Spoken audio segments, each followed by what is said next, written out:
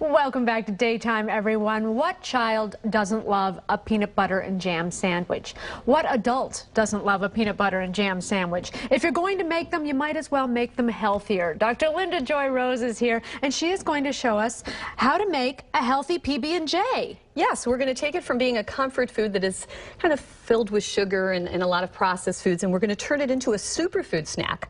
So the first thing we're going to do is we're going to trade out the peanut butter with almond butter. Okay. Peanuts are actually legumes, and they get a lot of mold in them. That's called aflatoxin. That's why you have people that have allergies. So the peanuts are not nuts? No, they're not. They're actually kind of a bean, a legume. Yes. And so almonds are great for you. They have a lot less acidity. They have a lot of antioxidants and all those omegas that you've been hearing about. So you're going to use this almond butter, and that is that's got your great protein in it too. And then this is really magical. What you're going to do is take a berry. Berries are very high in antioxidants. I did this with strawberries, and you can use frozen or you can use fresh. And you want to sweeten it up. Now there's a lot of really good sweeteners, because when you buy jams, they're not only preserved, there's a lot of sugar, and that spikes your blood sugar. You can use organic sugars. Palm sugar is great. It's made from coconut. Oh. Or you can use even stevia. You can use honey. You could make maple syrup. I've bought jam that hasn't been sweetened with sugar, and it's just as sweet. It's still good. It doesn't really need that added sugar. Well, this I find it is a little, you want to put a little bit of sweetener in this, and I just ran this in the blender. You could just chop it up. And then what I used are chia seeds, and you will buy these in a health food store,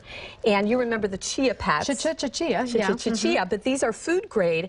These are a superfood. They're loaded with antioxidants. They have all of the amino acids that you need. And when you blend them in here and let it sit for a while, it turns into jam. And so you put that on there, and you can even trim your crust. Now again, with the bread, I'm going to recommend that you either use a gluten-free bread, because there are a lot of people these days that have a gluten intolerance. Even if they don't have celiac disease, there's a chance, if you have a family of 4, there's probably a good chance that somebody might not even know it. So if you can get a good gluten-free bread, or another kind of bread would be the sprouted bread that's whole grain, and that's going to be a lot better for your system because the grains are not rancid. That's what happens a lot, even with whole wheat. So if it says wheat, make sure it says whole. Whole, or even sprouted. When it's sprouted, then it's got all the nutrients that have been activated. That just sounds healthier. So while you try one of these, I'm also going to show you something else that I made for you. That's with the gluten-free bread.